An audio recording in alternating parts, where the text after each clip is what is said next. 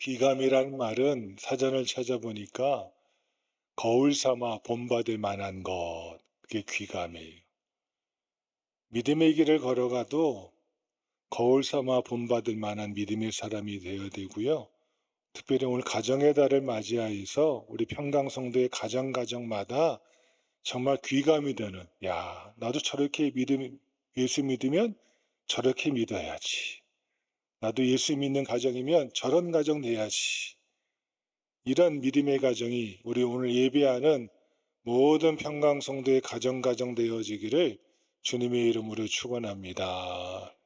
본문을 따라 첫 번째 한번 따라 하실까요? 경건한 가정. 다 함께 2절 말씀 시작. 그가 경건하여 온 집안과 더불어 하나님을 경외하며 백성을 많이 구제하고 하나님께 항상 기도하더니 아멘. 여기에 고넬료라는 인물이 등장합니다. 그는 가이사랴에 있는 이달리아 대라는 군대의 백부장입니다. 그를 향하여 성경은 한마디로 정의합니다. 경건하다. 군인이거든요. 군인이니까 절도 있다, 아주 위험 있다가 아니고요. 그를 향하여 뭐하다? 경건하다. 갑자기 등장을 해요. 근데 여러분, 이 사건이요, 오늘 있었던 이 사건이 주님이 돌아가신 지 얼마 안 있고 있었던 사건이거든요. 그래서 아마 이 사건은 성경에 나와 있는, 저는 아무리 생각해봐도 그 예수님께서 공생애를 사시면서 가이사랴에서 온 백부장의 어떤 복음은 종이라고 말하고 어떤 복음서는 아들이라고 말하잖아요. 그리고 주님께서 칭찬하시죠.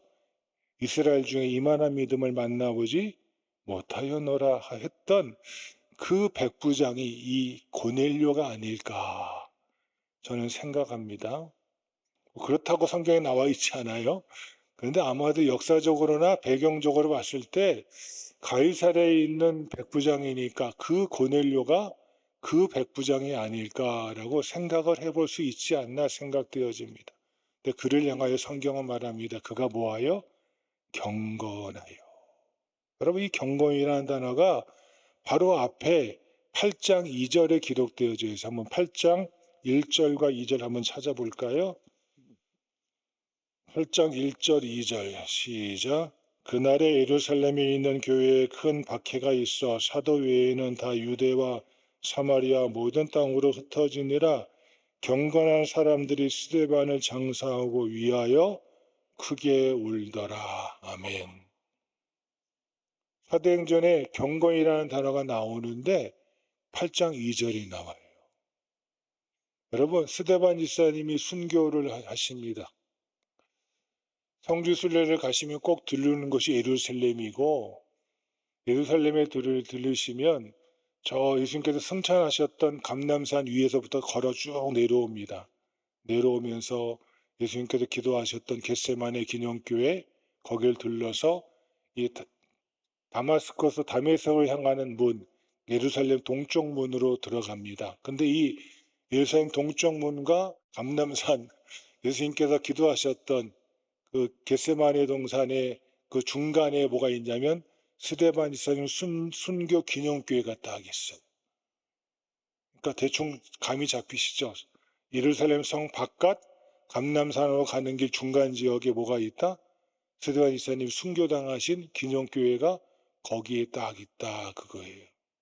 거기서 스데반 지사님이 순교를 하셨어요. 근데 문제가 생기네요. 순교하니까 사람들이 다 뭐예요? 도망가요. 네, 목숨 부지하려고 다 도망가요. 오늘 8장 1절에 나와 있잖아요. 다 도망가고 몇 사도들만 하고 몇 사람에게 남지 않았는데, 그럼 돌아가신 스데반 지사님의 시체는 누가 정리 지를 거예요? 그런데 그때 누가 등장을 해요? 경건한 사람들, 이름 없는, 이름 드러나지 않는 경건한 사람들이 일어나서 스데반 지사님을 장례하고 심히 통곡하더라 라고 성경은 나와 있습니다. 아무도 나서지 못할 때 목숨 부지하려고 사방으로 흩어질 그때에 그래 나는 내 믿음의 선배였던 스데반 집사님의 장례를 잘 치러야지 하고 일어났던 누가 있어요? 경건한 사람들이 성경은 등장하고 있습니다. 이게 경건입니다. 사람 두려워하지 않고 하나님 두려워할 줄 알며 하나님의 사람을 위해서 자기 목숨도 모할 줄 아는, 기꺼이 내놓을 줄 아는 그 사람. 이 사건 속에서 우리는 경건이라는 의미를 한 번 더 되새겨볼 수 있는 분명한 사건이 본문에 기록되어져 있고요. 그런데 오늘 본문에 있는 이 고넬료에 대해서 성경은 말합니다. 그가 경건하다. 얼마나 귀합니까? 그가 능력이 있다. 그가 똑똑하다. 그가 지혜롭다. 그가 말 잘한다. 그가 모든 이에게 부러울 만한 존경의 대상이다. 성경은 그걸 말하지 않습니다. 그가 뭐하여? 경건하여. 어떻게 했다고요? 본문의 말씀대로 경건하여 온 집안과 더불어 하나님을 경외하며 할렐루야. 그가 경건했더니 온 집안이 뭐 한 거예요? 예수 믿는 거예요. 아유, 예수 믿으면 저렇게 믿을 바에 나 예수 안 믿어. 그런 소리 듣는 게 아니고요. 그가 경건하게 살아갔더니 고넬료를 보고 예수 믿지 않은 고넬료의 친척이 다 누구예요? 로마인이죠. 그렇죠? 이태리 사람이죠. 근데 그들이 다 누구를 믿더라? 예수를 믿더라. 하나님을 경외하더라. 그리고 뭐예요? 백성을 많이 구제하고. 여러분, 이방인이었던 이 고넬료가 유대인이었던 그 가이사랴에 있는 사람들을 사랑한다? 쉬운 문제 아니거든요. 성경의 역사에 보면 이 고넬료가 그곳에 있는 유대인들을 위해서 회당도 많이 짓고 선한 사업을 많이 했다고 성경은 기록해주고 있습니다. 또한 뭐하더니 항상 뭐하더니 기도하더니라고 성경은 말하고 있습니다. 하나님을 향하여 경외하고 백성을 향하여 사랑을 베풀고 자기 자신을 위하여 하나님께 뭐할 줄 아는 사람, 기도할 줄 아는 믿음의 사람이었다. 성경은 그것을 경건하다고 말하고 있습니다.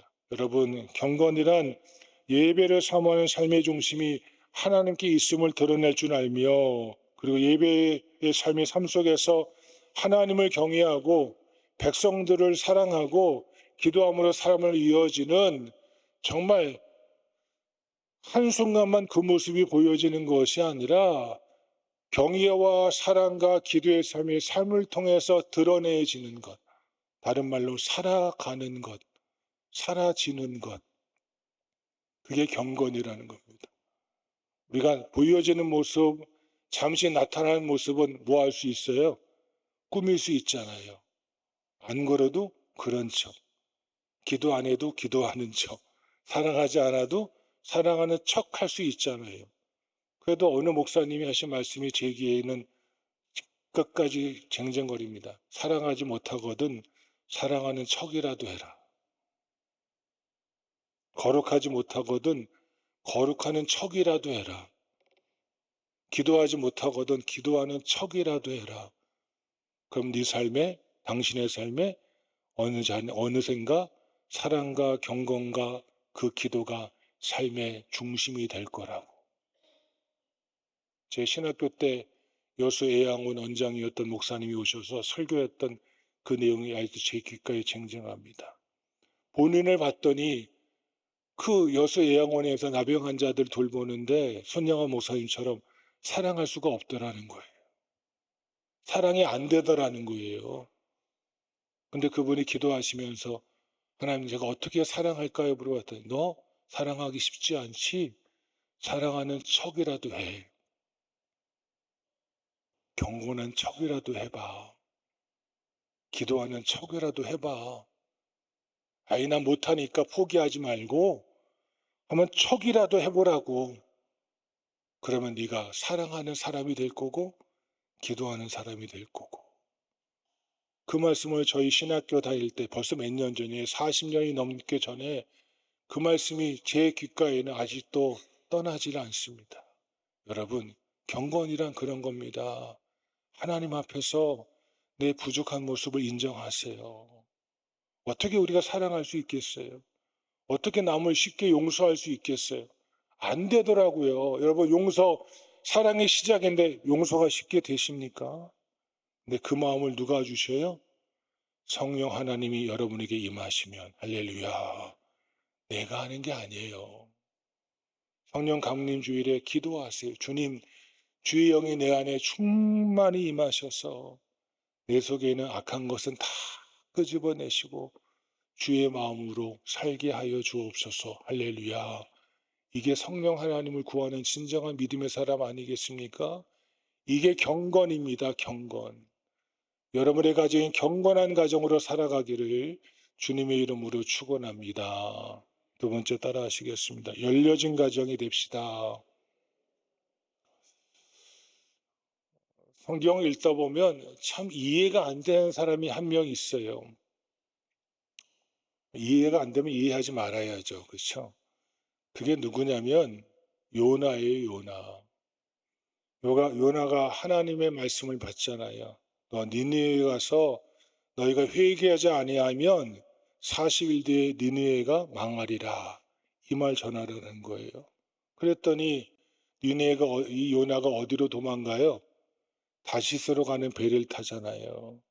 그리고 우여곡절 끝에 자기가 바닷속에 던짐을 당하잖아요. 그리고 3일 동안 뱃속에 있으면서 그 갑갑한 곳에 전 1분도 있기 싫거든요. 3박 4일 꼬박 3일 동안 있거든요. 3일 동안. 그런 다음에 그 3일 동안 뱃속에 있던 요나서 2장 가보면 요나가 엄청 회개합니다. 근데 저는 그 회개가 진짜 회개인지 의구심이 들어요. 고난당하니까 힘드니까 살려달라고 울부짖음이었고 절규이지 않았나. 근데 여러분 기가 막힌 게요.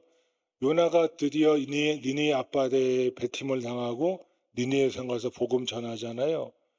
보면 니느웨 성은 사흘길을 걸어야 하는 성이 큰 성이래요. 사흘길. 그런데 요나가 얼마 동안 주의 복음을 전해요? 제가 지금 얘기하고 있는데 하루만 전해요. 3일 길을 걸어야 할 성을 하루만 전해. 그것도 뭐래요? 40일 뒤에 니느웨 니들 망할 거야. 이 소리밖에 안 해. 회개하는 소리도 안 해요. 40일 뒤에 니느웨 너희들 망할 거야. 그 소리만 해요. 근데 그 소리를 듣고요. 니느웨의 왕과 백성들이 다 뭐예요? 베옷을 입고 죄를 뒤집어 쓰고 짐승까지 뭐예요? 회개하게 만들어요. 그리고 하나님께서 말씀하시잖아요. 내가 니느웨를 멸하는 것을 돌이키리라. 이 성을 멸하지 아니하리라. 그 다음 4장 1절 가서 보세요. 이게 진짜야? 4장 1절 뭐라고 나온지 아세요? 요나가 매우 싫어하여 성내어. 하나님의 말씀을 자기가 뭐예요? 매우 싫어하여 성내어. 하나님의 뜻을 내 뜻과 다르다고 어디로 도망갔던 이 요나, 하나님이 억지로 잡아서 다시 세워놨더니 하나님의 뜻이 이루어지니까 뭐예요? 내 뜻대로 안 됐다고. 요나의 뜻은 니느웨가 뭐 하는 거예요? 원수의 나라니까 쫄딱 망하는 거였거든요. 근데 니느웨가 회개하고 하나님께 돌아오니까 요나가 뭐라고 말해요? 매우 싫어하여 성내어. 전 그 말씀인데요. 덜컥 놀랐어요. 아니, 하나님이 말씀하시는데 하나님의 뜻을 이루겠다고 약속하시고 그것을 이루는데 하나님의 뜻이 내 마음에 안 맞다고 매우 싫어하여 성내는 요나. 그리고 요나가 어떻게 해요? 동산 올라가서 니느웨 어떻게 되나 보자. 이 말은 뭐예요? 망하나 안 망하나 내가 지켜보리라. 지켜보는 중에 박농쿨이 일어나서 그늘을 쫙 가려주니까 시원했는데 그 다음날 박농쿨이 벌레가 갉아먹으니까 시들어 햇빛을 가리지 못하니까 그가 뭐예요? 죽기까지 하나님을 향하여 성내어. 야, 이런 요나가 있나? 그의 마음이 닫혀져 있었잖아요. 하나님의 말씀 앞에 내 뜻에 안 맞는다고 하나님의 말씀을 거역하잖아요. 심지어 끌어다 놨더니 죽을 고생해서 끌어놨더니 그 엄청난 체험을 했잖아요. 그리고 회개했잖아요. 그러면 돌이킬 줄 알아야지. 저는 그 요나서 2장의 회개가 진짜 회개인가? 하나님의 뜻을 이루어진 것을 보면서도 그가 뭐예요? 성내어 시기에. 왜? 그 마음이 뭐하니까? 꼭꼭 닫혀져 있으니까. 하나님이 말씀하셔도, 하나님의 역사를 이루어가도, 하나님이 깨닫게 하셔도 깨닫지 못하는, 끝까지 요나가 회개했다는 말이 그 다음 없어요. 요나야, 네가 박농풀도 아끼거든. 그렇죠? 내가 이성에는 12만 명과 수많은 가축을 아끼는 것이 어찌 부당하겠느냐로 끝나요. 왜? 요나의 마음은 꼭꼭 닫혀져 있었거든.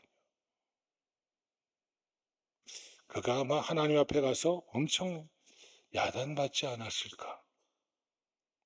그런데 여러분, 오늘 본문에 스데반 집사님이 돌아가실 때 주도했던 게 누구예요? 사울이잖아요. 여러분, 사울의 이름의 뜻은 큰 자예요. 이 큰 자가 다메섹에서 누굴 만나요?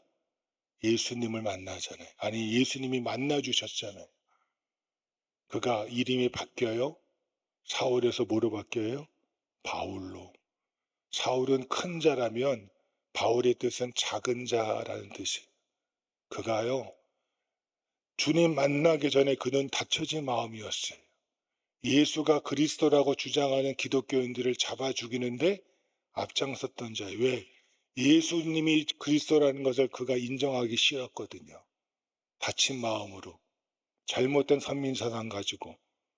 그랬던 그가 주님이 만나주시니까, 하나님이 만져주시니까 그가 변해요. 그리고 뭐예요?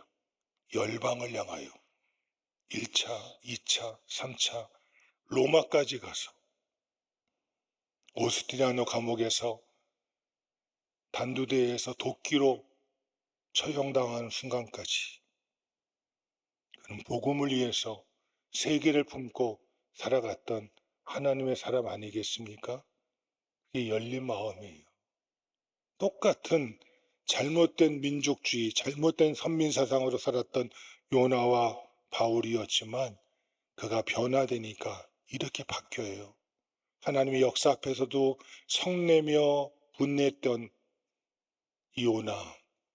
그런데 이 바울은 모든 것이 다 하나님의 은혜입니다 라고 고백했던 이 바울. 오늘 본문에 스데반 집사님이 뭐 했어요? 제9시 기도 시간에 제9시에 누가 임해요? 하나님의 사자가 찾아오잖아요. 왜? 9시라는 것은 뭐예요? 기도 시간이에요. 3시, 6시, 9시. 이방인이었던 이 고넬료가 유대인이 기도했던 그 기도 시간이 하나님께 뭐 하는 거예요? 기도하는 거예요. 여러분, 기도란요, 내 넋두리 하는 거 아니에요. 내 바람과 소원만 아뢰는 것이 아니에요. 기도란 하늘을 향하여 열리는 시간이에요. 할렐루야. 기도란 고개 들어 하나님을 바라보는 시간. 내 어두웠던 눈이 열려져서 하나님을 바라보는 열린 시간, 영적으로 열린 시간이 기도의 시간이에요. 이 기도의 시간, 이 고넬료가 하늘을 향하여 그의 눈이 열렸더니 누가 임해요? 주의 사자가 임해서 말해요. 고넬료야 하고 그의 이름을 불러줄 뿐만 아니라 주여 무슨 일이니까, 그가 영이 열리니까 천사를 보고 무서워하지 않아요? 뭐라고 말해요? 주여 무슨 일이니까 라고 소통의 역사가 일어나요. 왜? 그의 마음이 하나님을 향하여 모여 있으니까, 열려 있는 사람이었으니까. 평강의 성도 여러분, 여러분의 마음이 하나님을 향하여, 세상을 향하여 하나님의 마음을 품고 열린 가정으로 살아가기를 주님의 이름으로 축원합니다. 세 번째 따라합시다. 연락된 가정. 예수님께서 마태복음 25장에 외식하는 자를 말씀하시면서 양과 염소를 말씀하셔요. 양과 같은 사람은 오른편에, 염소 같은 사람은 왼편에 딱 모아놓으시 하신 말씀이 뭐예요? 똑같이 말해요. 우리가 어느 때라는 말은 똑같아요. 근데 오른편에 있는 사람, 우리가 어느 때에 그 일을 행했습니까? 라고 말하는, 그러니까 주님께서 뭐라고 하시냐면, 지극히 작은 자에게 한 것이 곧 나에게 한 것이니라. 왼편에 있는 자가 똑같이 우리가 어느 때 왜 그 일을 안 했습니까? 우리 하지 않았습니까? 주께서 말씀하셔요. 너희가 지극히 작은 자에게 하지 않은 것이 곧 나에게 하지 아니한 것이니라. 이 말은 뭐예요? 하나님 위한 삶을 살아가는데 사람 보이는 것에만 자기를 위해서 살아가는 자는 하나님께서 인정하지 않으신다는 거예요. 그저 내가 하나님의 이름으로 살아가고 주의 길을 걸어갔더니 묵묵히 하나님의 뜻에 순종하며 살아갔더니 하나님 그 사람을 뭐 하시는 거예요? 축복하시고 인정하시는 거예요. 우리가 복받기 위해 예수 믿는 거 아니잖아요. 복받기 위해 예수 믿는 거면 여러분 잘못 믿으신 거예요. 내가 하나님의 뜻을 이루려고 예수 믿는 거예요. 근데 하나님의 뜻을 이루고 예수 믿었더니 하나님께서 뭘 주셔요? 복도 주시기도 하고요. 건강도 주셔요. 어쩔 때는 나를 훈련시키고자 뭐 하기도 하셔요? 고난 가운데 놓이게 하실 때도 분명히 있어요. 중요한 건 목적이 분명하셔야 돼요. 오늘 고넬료의 가정은 무엇했습니까? 천사가 와서 말해요. 내 기도와 구제가 하나님 앞에 상달하여 기억하신 바가 되었다. 하나님이 알아주시라고 기도한 거 아니고 하나님이 알아주시라고 구제하는 거 아니에요. 마땅히 네가 하나님과 소통하고 하나님 사랑하시는 사람들 내가 살아가며 살아갔더니 하나님이 그의 삶을 뭐 하시더라? 연락하시더라. 기억하신 바가 되었더라. 너의 기도와 구제가 하나님 앞에 상달하여 하나님이 기억하신 바가 되었더라. 할렐루야. 여러분 평강성도의 삶이 이러기를 주의 이름으로 축원합니다. 하나님을 향하여 경외하시고 백성을 향하여 사랑하시고 하나님과 영적으로 소통하기에 기도하기를 끊이지 않는 삶을 살아갔더니 사람 알아주라고 사람 인정받으려고 사람에게 영광을 주려고 그것이 한 것이 아니라 마땅히 내가 해야 할 그 길이었기 때문에 그 길을 걸어갔더니 하나님이 고넬료의 가정을 기억하시고 연락하시고 축복하시더라. 평강성도 여러분, 여러분의 가정이 이렇게 하나님을 향하여 경건한 가정이요 하나님을 향하여 열려진 가정이요 하나님을 향하여 연락된 가정으로 살아가기를 간절히 주의 이름으로 축원합니다.